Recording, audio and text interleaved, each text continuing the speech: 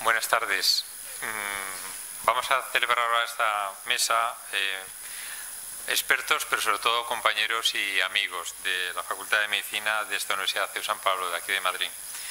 Les voy a presentar rápidamente porque considero, como dije ayer, que lo más importante es el debate que pueda surgir, como está ocurriendo en las mesas y paneles que se van celebrando desde ayer por la mañana. Entonces, voy a presentar primero, por orden de intervención, hablará a mi izquierda está el profesor don Antonio Piñas Mesa. Él es profesor adjunto de Antropología en la Facultad de Medicina y es máster en formación de profesorado de nuestra universidad. Si han tenido la oportunidad de leer el documento de relación médico-paciente que la Conferencia Nacional de Decanos con la Organización Médica Colegial estamos intentando conseguir que el acto médico no se pierda, que sea incluso valorado como bien inmaterial de la UNESCO, pues el representante que hemos tenido en nuestra universidad ha sido Antonio Piñas, muy comprometido con todos los aspectos relacionados con el humanismo. En esta universidad tenemos un Instituto de Humanidades y una de las asignaturas que imparten los profesores es Antropología. A mi derecha, que será el segundo ponente, está el profesor y doctor don Juan Carlos Álvarez, que somos viejos compañeros de la época de alumnos del Hospital del Aire, que era un hospital adscrito a la Complutense. Él es doctor en Medicina y Cirugía, es máster en Bioética en la Universidad Complutense de Madrid, es profesor en la Facultad de Medicina en la Universidad San Pablo CEU y compartimos asignatura. Ayer hablábamos de qué estamos haciendo y alguien preguntaba, ¿pero qué se está haciendo en los planes, en los grados, en las facultades para mejorar las capacidades y las competencias de los alumnos? Pues bien, compartimos una asignatura que se imparte en segundo curso de la carrera, que es Historia y Metodología de la Investigación, y Juan Carlos es el responsable de iniciar a nuestros alumnos de la Facultad de Medicina en algo tan importante como es la investigación. Ya decíamos ayer que hay diferentes hospitales, diferentes facultades, desde luego aquellos hospitales o facultades que no generen conocimiento, que únicamente se dediquen a transmitir conocimiento, poco van a hacer para mejorar la calidad de la atención de nuestros pacientes, que son realmente nuestro objetivo principal, como llevamos comentando estos 2 días. Y finalmente, al fondo a la izquierda, está el profesor doctor don José Manuel Gómez de García.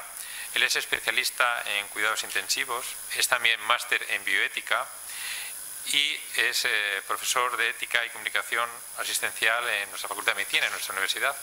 Y también me honra compartir, él es el responsable de la asignatura de ética y comunicación, y estamos hablando mucho del problema que existe en la actualidad entre la comunicación médico-paciente, y con esta mesa lo que queremos es enriquecer, tanto poner el foco, hablábamos ayer de medicina centrada en el paciente, educación centrada en el paciente, desde el punto de vista de la antropología, desde el punto de vista de la investigación y desde el punto de vista de la comunicación asistencial. ¿Qué podemos hacer para mejorar todos estos aspectos? Y sin más, le doy la palabra al profesor Antonio Piñas, por favor.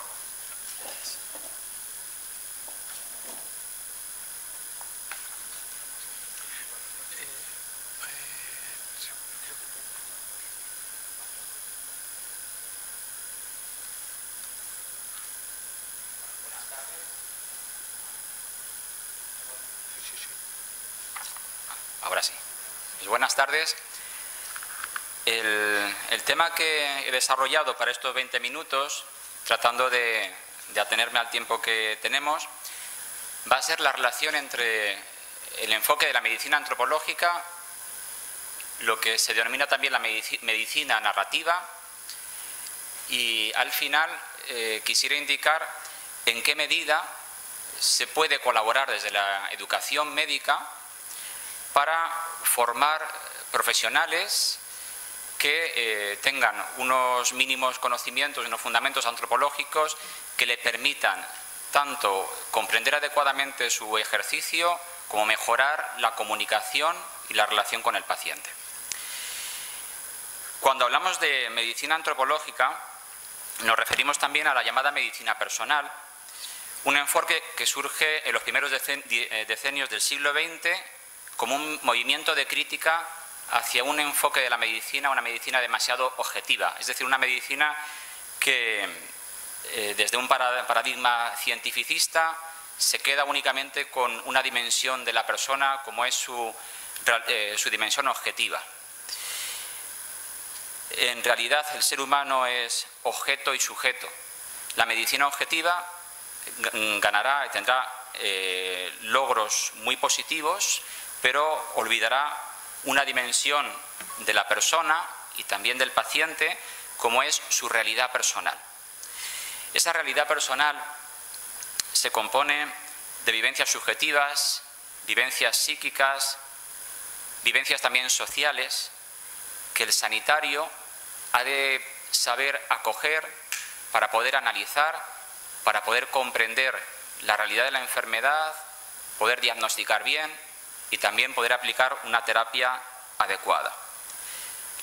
La medicina personal tendrá como objetivo aportar unas herramientas para que el sanitario pueda aprender o sepa poner el oído ante una realidad que ningún fonendoscopio o estetoscopio puede captar. Me refiero a la vida del paciente, a la realidad del paciente.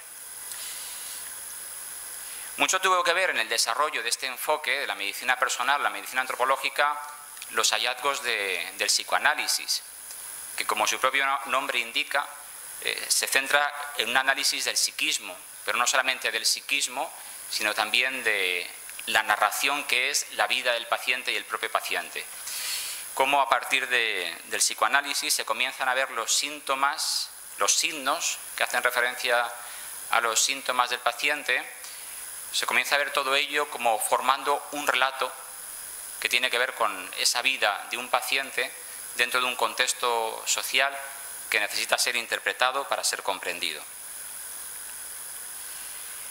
Todo esto no sucedió sin una previa rebelión de los pacientes.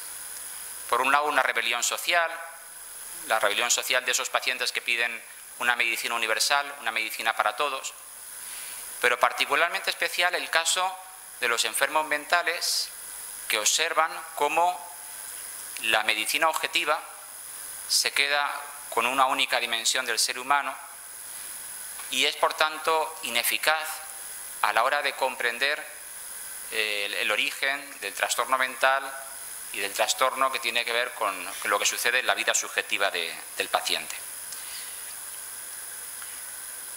Por ese motivo, en la década de los años 20 al 30, comienza a darse una crítica al impersonalismo del positivismo médico. Por definición, ese enfoque médico era impersonal, se olvidaba de esa dimensión subjetiva del paciente. ¿Y cómo se solucionó o cómo se intentó abordar esa carencia, ese reduccionismo de una medicina objetiva? Pues abordando o tocando lo relativo a la educación médica.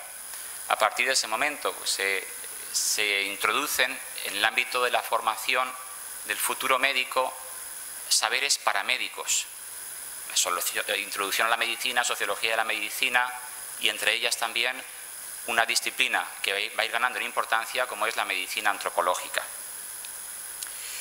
De esa forma se está caminando hacia la consideración del paciente como un sujeto individual. La personalización de la enfermedad en el sentido de que la enfermedad es una enfermedad del paciente, enfermedad de un sujeto único e irrepetible. De esta forma, lo que se está logrando es un tránsito de una mentalidad positivista a una mentalidad más humanista.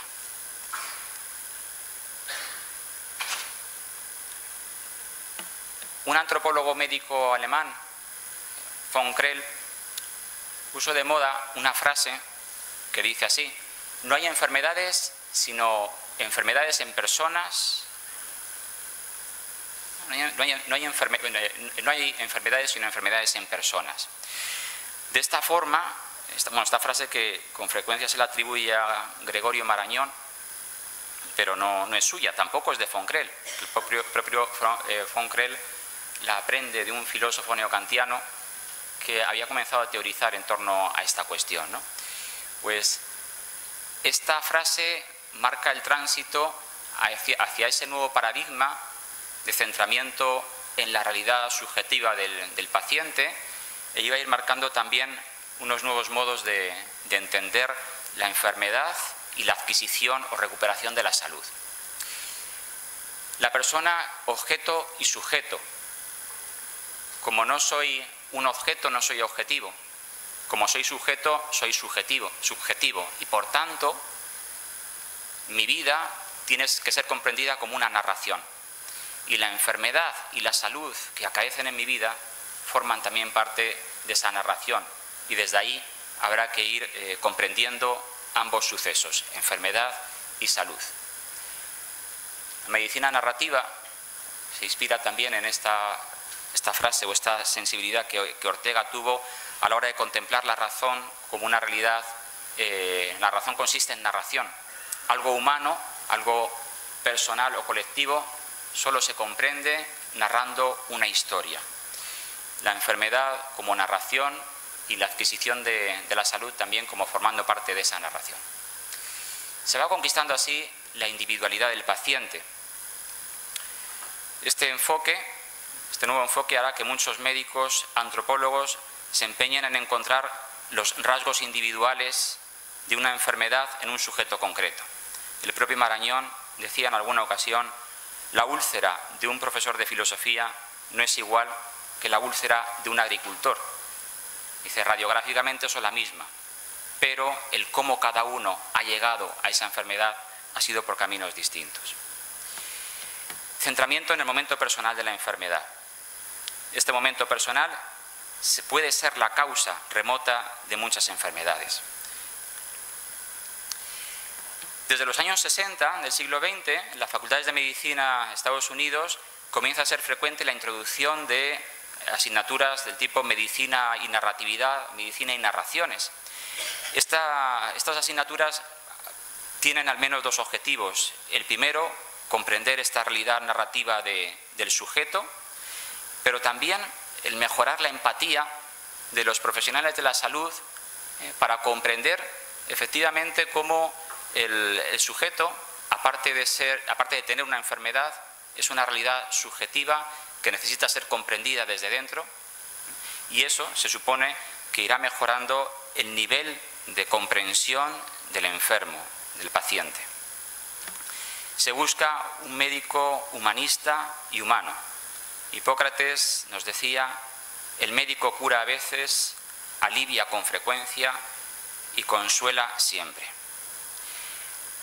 Hoy en día los pacientes se siguen rebelando, y con razón, porque conociendo algunas experiencias y viviendo en las propias carnes lo que es el trato con algunos profesionales de la salud, se observa que muchas veces falta un mínimo de efectividad y de afectividad. Algo se puede hacer para conseguir humanizar la relación médico-paciente y para conseguir acoger esa rebelión que sigue existiendo hoy en el mundo de los pacientes. ¿Qué se puede hacer? Pues trabajar desde la educación médica. Un campo prometedor, el lugar de la educación siempre es el lugar de la utopía, y hay que empezar a soñar con un nuevo médico, con un nuevo rol de médico, para tratar de superar esos déficits, esas problemáticas que están ahí en la valoración que los pacientes y la sociedad hace del abordaje de las enfermedades, ¿no? Yo indicaba aquí en esta diapositiva cómo en los últimos tiempos pues han surgido diversidad de modelos, desde el modelo biopsicosocial, también la etiqueta del modelo biopsicosocial espiritual, la medicina narrativa, la medicina basada en la afectividad, la medicina holística, la medicina centrada en la persona, pues diversidad de etiquetas, todas ellas haciendo referencia a una posibilidad de acción, a un modo de recomprender el ejercicio de la medicina. Y la pregunta que nos hacemos es si no se puede encontrar un nexo que aglutine todas estas etiquetas, todos esos enfoques. Creo que la respuesta estaría en la introducción o en la recuperación para la educación médica de este saber tradicional que fue la medicina antropológica, de modo que al alumno o alumna de medicina se le aporte siempre una visión integral del ser humano, y desde ahí poder comprender al ser humano enfermable y sanable. Todas estas dimensiones, la afectividad, la persona, la relación mente-cerebro, necesitan ese nexo aglutinador que deba consistir en una aportación desde una medicina antropológica. La medicina antropológica, en definitiva, será este saber interdisciplinar que pone en diálogo al filósofo, al médico, al ético, con la intención de trabajar de forma conjunta en la mejora de la formación del médico y en el mejoramiento de la relación clínica. De esta forma se espera conseguir, o esperamos conseguir, ayudar al médico a ser quien debe ser o quien tiene que ser.